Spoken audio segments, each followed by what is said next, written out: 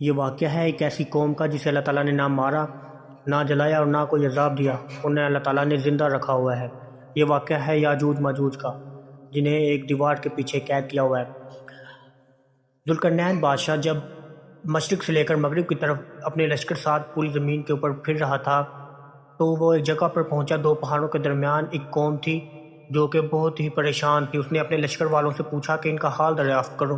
جب اس کے لشکر والے ان کے پاس گئے تو معلوم ہوا کہ وہ یاجوج ماجوج کی قوم سے بہت پریشان تھے، کیونکہ وہ لوگ زمین میں بہت فساد مچاتے تھے۔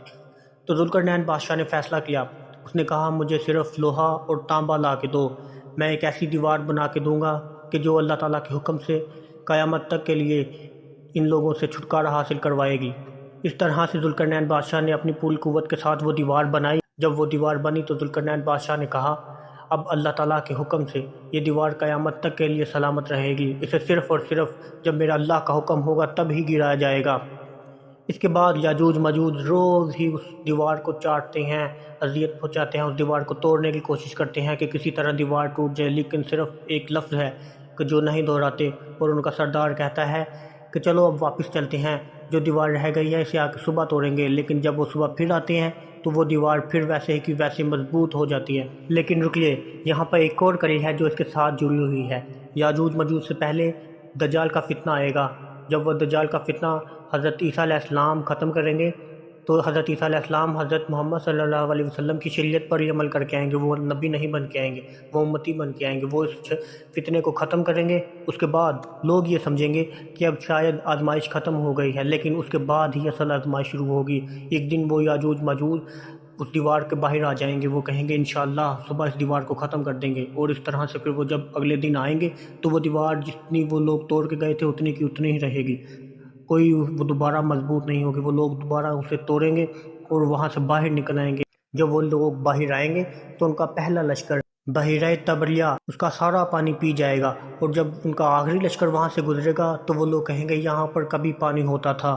وہ لوگ زمین میں بہت فساد مچائیں گے، لوگوں کی فصلیں کھا جائیں گے، حتیٰ کہ حدیث میں ملتا ہے وہ لوگ جانور بھی کھا جائیں گے، انسانوں کو اذیتیں پہنچائیں گے، اور پھر وہ لوگ حد سے تجاوز کر جائیں گے۔ پھر حضرت عیسیٰ علیہ السلام کو اللہ تعالیٰ کہیں گے کہ اے عیسیٰ میں ایک ایسی قوم کو آزاد کر دیا ہے کہ انسان ان کا مقابلہ نہیں کر سکتے۔ تو پھر حضرت عیسیٰ علیہ السلام ساری مومنین کو لے کر کوہ طور پر جائیں گے اور اللہ تعالیٰ سے دعا کریں گے کہ اللہ پاک ان کو ختم کر دے۔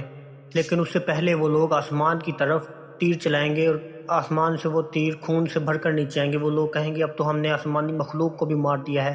اس کے بعد اللہ تعالیٰ ان کی گردنوں میں ایک کیڑا پیدا کرے گا۔ وہ لوگ اس کیڑے کے ساتھ اس طرح سے مر جائیں گے کہ جیسے ایک ہی جسم سے روح نکلتی ہے۔